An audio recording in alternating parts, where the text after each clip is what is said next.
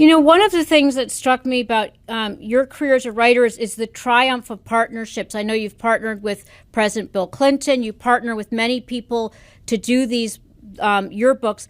How do you pick a partner? I mean, is it or has your obviously it may be project based, but when did you form your first partnership in The first one, producing? it was just kind of an accident. I was out golfing with a friend of mine, Peter DeYoung. Peter's written a lot for the New York Times magazine section. We were both in advertising at the time, Yeah.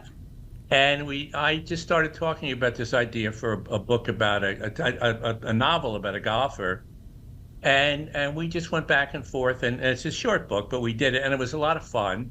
And collaboration, one in advertising, it's generally collaborative. You work with an art director and a producer, and you're used to collaboration. People don't understand collaboration. I think they go, oh, how could that happen? Well, the vaccine, no collaboration, no vaccine. The Sistine Chapel, no collaboration, no Sistine Mm-hmm. Chapel, and most television shows are, five, six, seven, eight, nine, a writer's room with it's seven, 5 to 9 writers in there and collaboration. So, and it can be a good thing.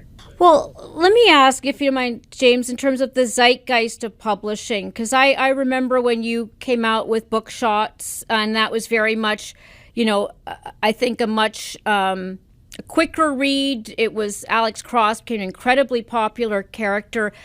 Where is the zeitgeist right now with publishing from where you sit? Because it's still very hard to break in. There's a lot of self-publishing going on. Yeah. Yeah. Well, it's changing. Obviously, there aren't nearly as many. When I first started writing, there were a lot of publishers.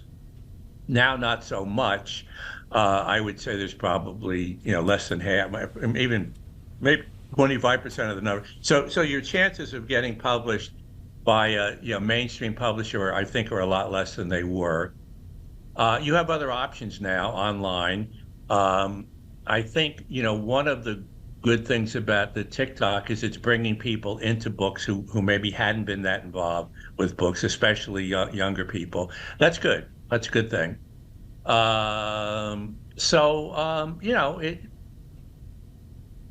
I don't know. I mean, you'd like to think that there'd be a couple more people who would just get people more excited about books. That would be useful. A couple of stars. We need a Tiger Woods. We need a real star.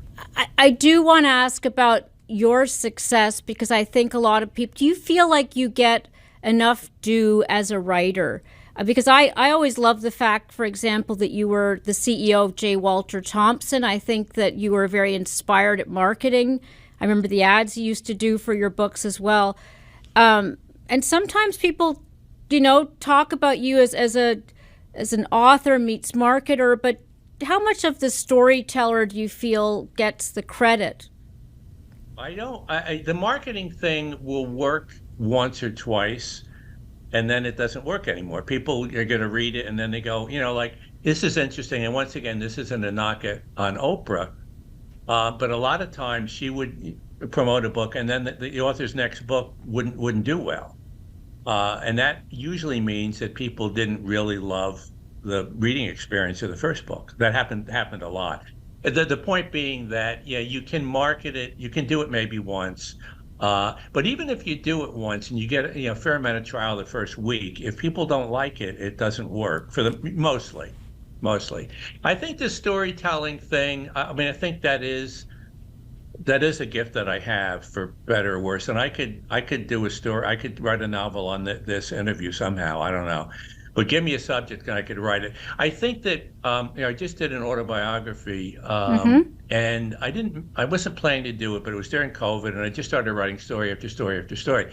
And I think that anybody that doubts that I can write, read it, Yeah. and you'll say, wow, no murders, no, and it flies. And I think it really turned out well. And a lot of people quoted it, and there are people that I don't know, like Bob Woodward, et cetera, et cetera. And the quotes are really way over the top in terms of, at any rate. So I think the storytelling is strong.